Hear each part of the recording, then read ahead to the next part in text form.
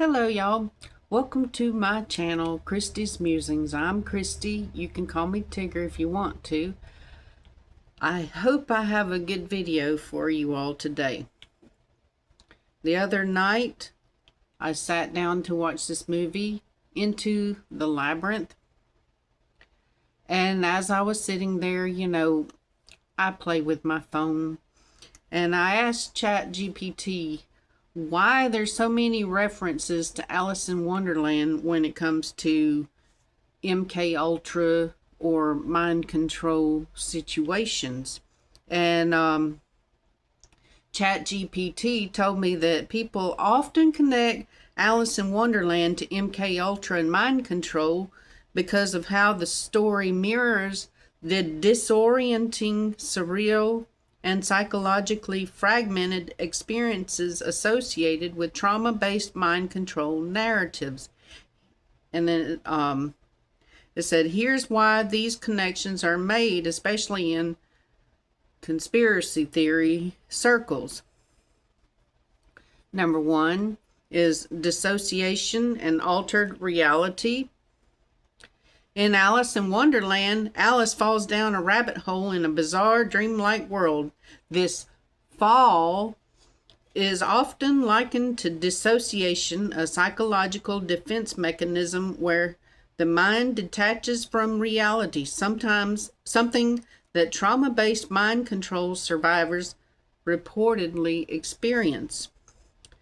In trauma-based mind control theories, especially those related to MK Ultra, victims are said to dissociate to cope with severe trauma, creating alter personalities. Number two, symbolism used in the programming. Conspiracy theorists claim Alice in Wonderland is used as a script in mind control programming. The logic goes like this. Going down the rabbit hole, which I've been accused of doing. I'm the white rabbit, right? Entering a dissociative state or discovering hidden truths. The drink me, eat me potions triggering obedience or personality shifts by the use of psychotropics.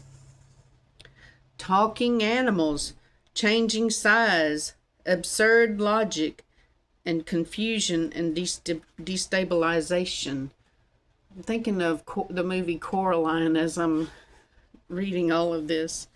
These elements supposedly help break down the victim's sense of time, logic, and identity. Project MK Ultra itself. MK Ultra was a real CIA program from 1950s to 70s, so they say, involving experiments with LSD, hypnosis, and psychological manipulation, some of which were non-consensual and traumatic.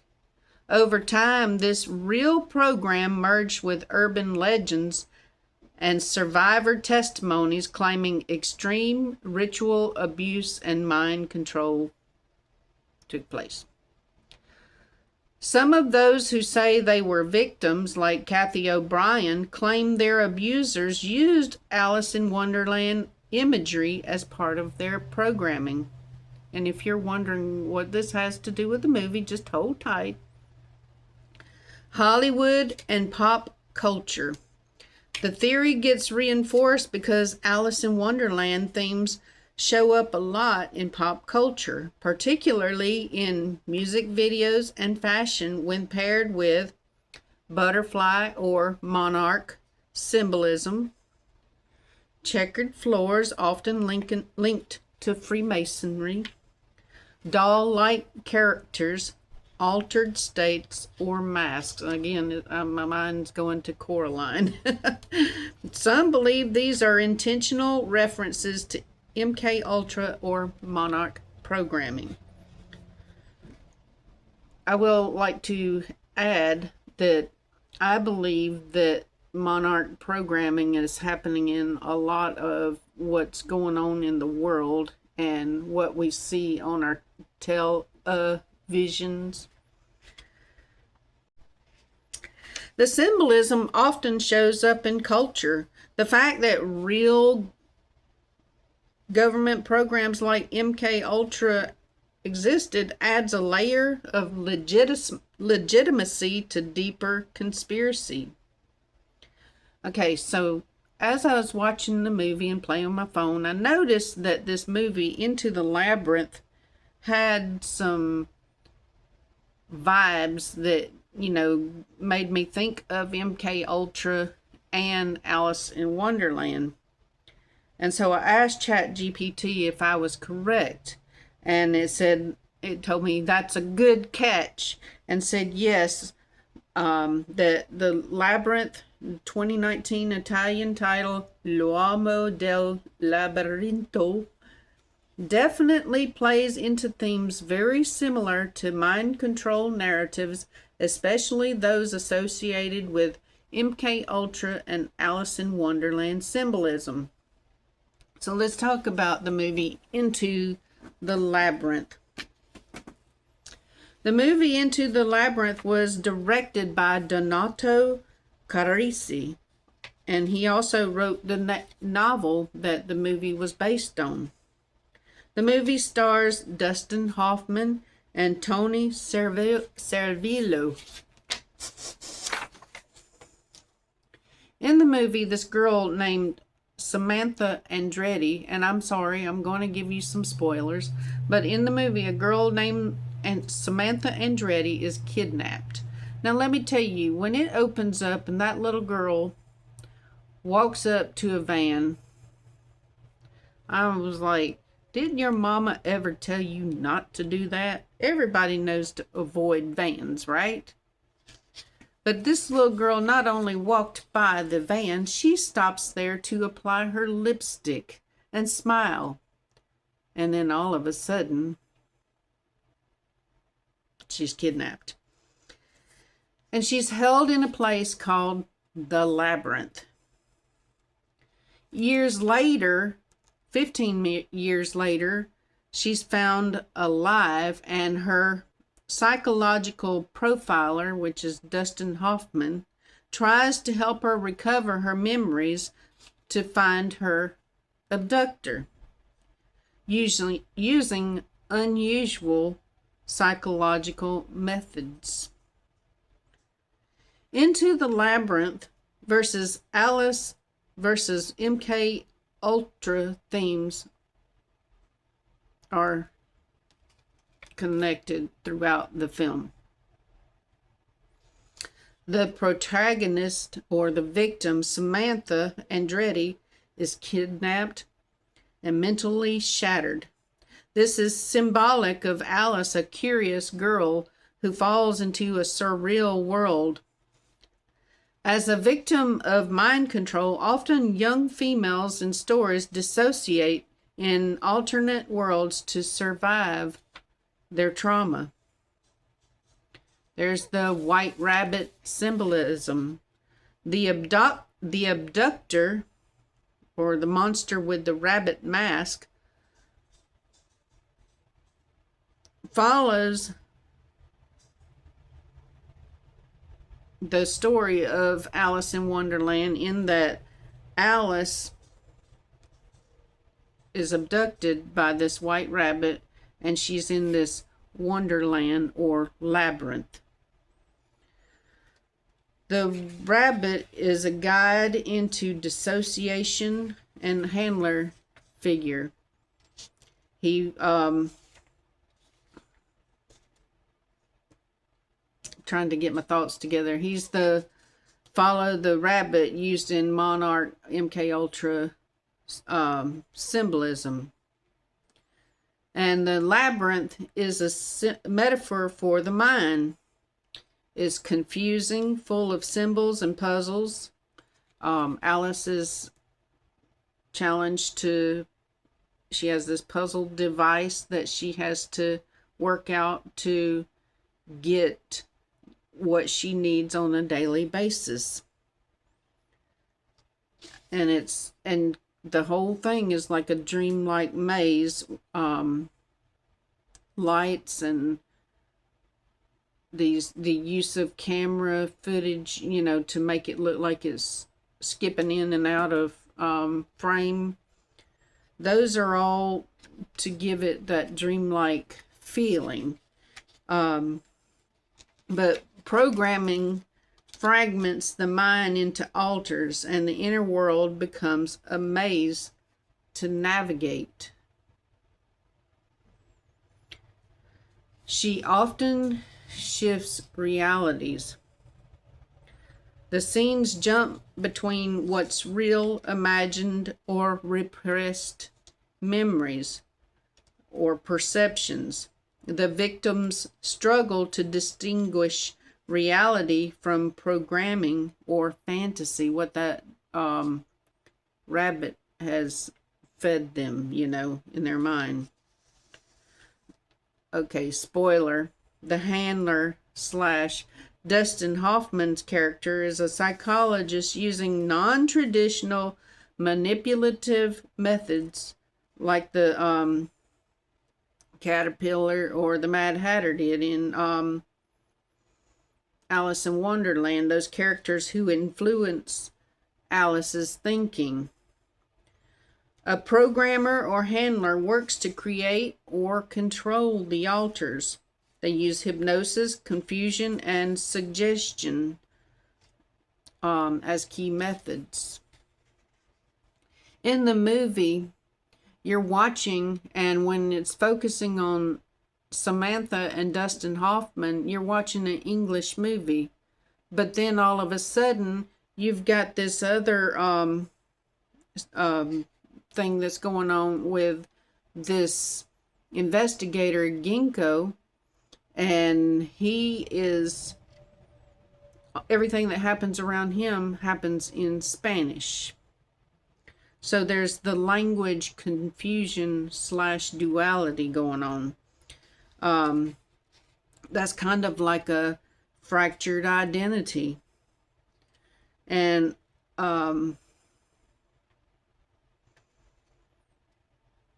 lots of times as you, the watcher, you're struggling, unless if you've got subtitles going on, you're trying to keep up with what's going on. And that's kind of makes you get that fractured feeling as you're watching the movie. Victims may be programmed to learn multiple languages because the purpose of this is to go out and do things in the world at the suggestion of the handlers, correct?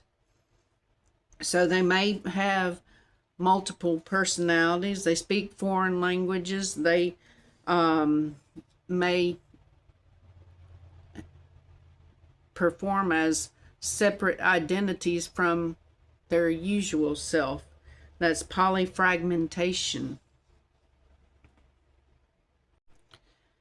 Samantha suffers from memory loss or amnesia. She doesn't remember her time in captivity clearly. She often forgets things mid-sentence or loses track of time. Dissociative amnesia is a hallmark of mind control trauma. And again, a lot of people that you see out on the street, they might not have been through mkultra, but they may have experienced trauma, especially like veterans and domestic abuse situations, children raised in abuse. You will often see them acting in this dissociative manner of spacing out, or sometimes acting with different personalities to get through stressful situations. The ending of the movie, which is not a spoiler, leaves the viewer wondering what was real. The mind, was the maze all in her mind? It says Alice wakes up, but the dream lingers. So Alice in this situation is Samantha. And waking up from programming is said to be difficult, sometimes impossible. Reality and illusion blur. Blur.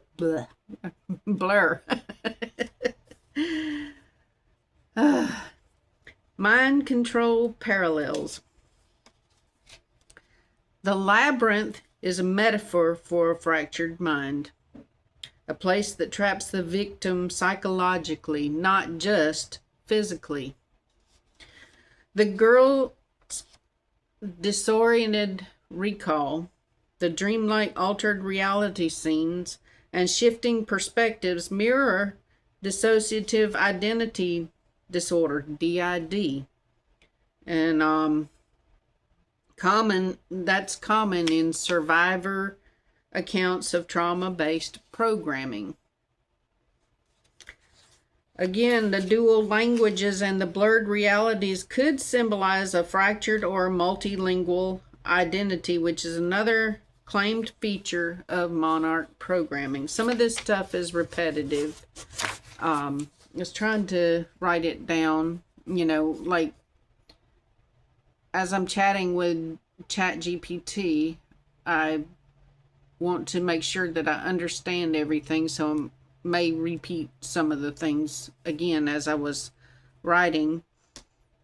But there's the bunny themes, and in trauma-based mind control lore, the white rabbit often represents the programmer or handler leading the victim down the rabbit hole. Again, when I do my videos, I've often said, let's go down the rabbit hole. So, what does that say about me? I don't know. Dissociation and entering an altered state, a guide through dreamland or wonderland. Some people say I'm cuckoo for Cocoa Puffs for talking about some of the things that I do. So maybe I am the white rabbit. Who knows? I've been called that and worse. But anyway, back to the film. In the film, there are literal and symbolic rabbit images, and the abductor is known as the monster with a rabbit mask. That's very on the nose for those familiar with mind control symbolism. The rabbit mask is a twisted version of the white rabbit. In the movie, he has this mask with bulging red glowing eyes.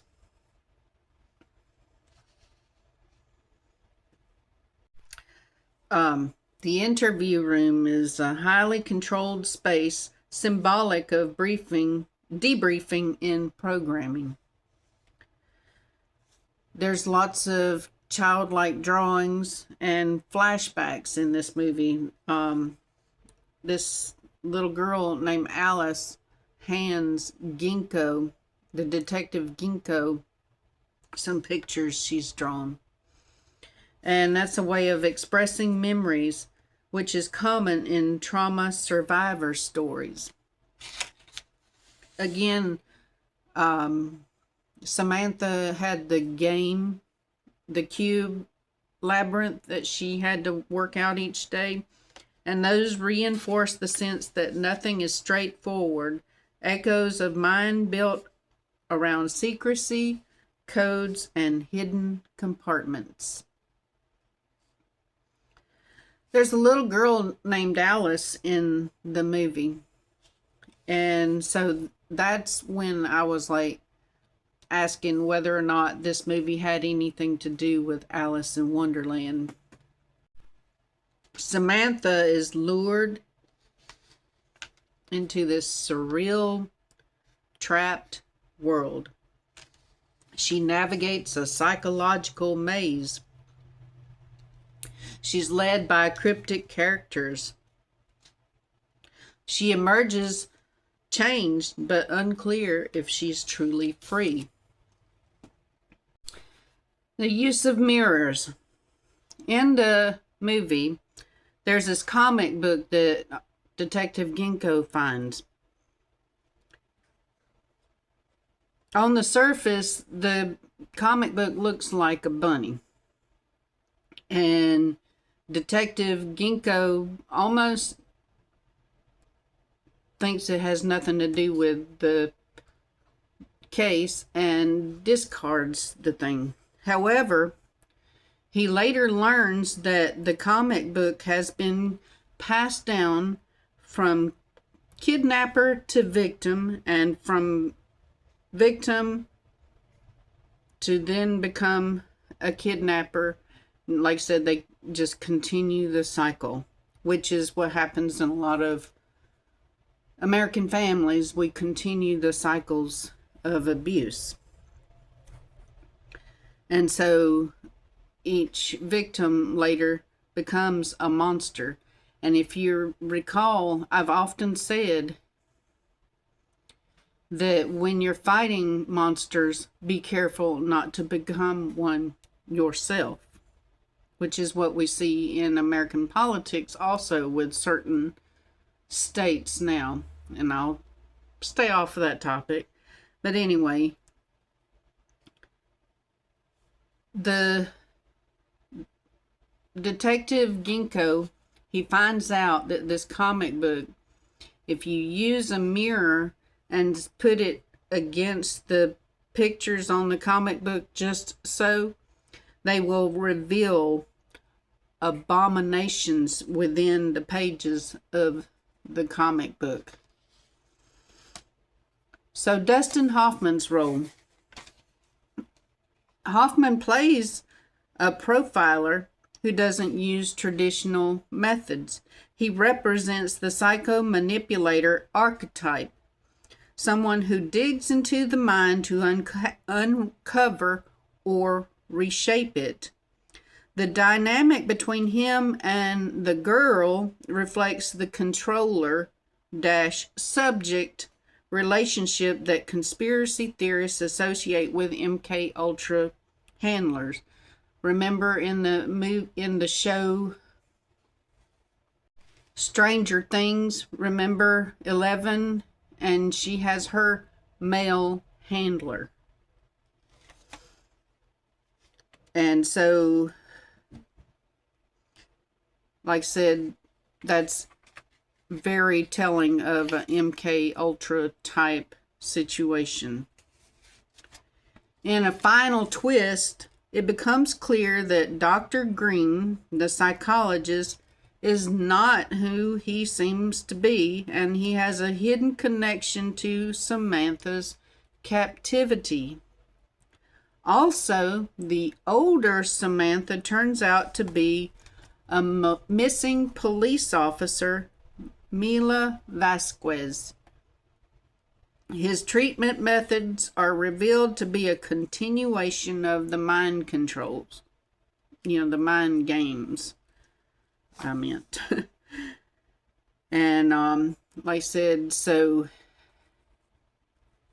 different things he does, techniques he uses are continuation of that, working out the puzzles. And it says the film ends ambiguously, leaving some mysteries unsolved and hinting at the cyclical nature of manipulation and imprisonment continuing beneath the surface. Are they ever free? So here's some bonus MKUltra themes that are presented in the movie.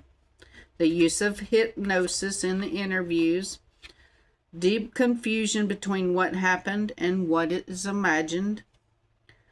There's watcher figures like CCTV or surveillance, a false reality being constructed and then questioned, medical or psychological professionals manipulating memories. And I'd also like to add that there was a Hall of Limbo where Detective Ginkgo would meet with this other detective. Name's not coming to mind right now.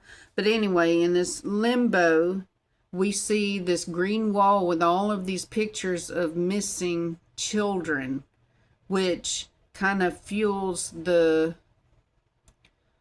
theories about this network of people that go around stealing children. The movie for me was rather long. I enjoyed it. My daughter did not.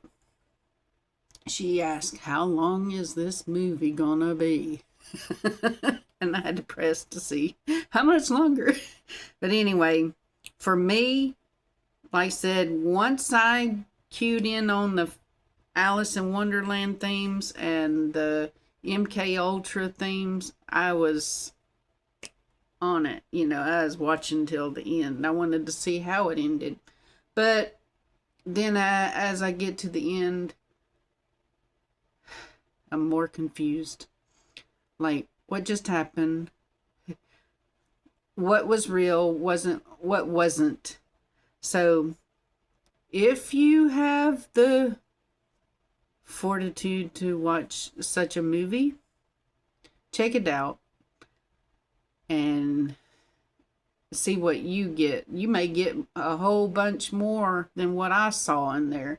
Some of these movies, like, I feel like you have to watch them over and over again to catch every little thing that's hidden in them. But anyway, I hope you enjoyed this breakdown. I know I have to read a lot, because, if I didn't have my notes, I wouldn't remember everything, right? Because, I'm out of brain too. The white rabbit victim monster. I'll leave you right there. Just messing with you. Or am I? Love y'all. Talk to you later.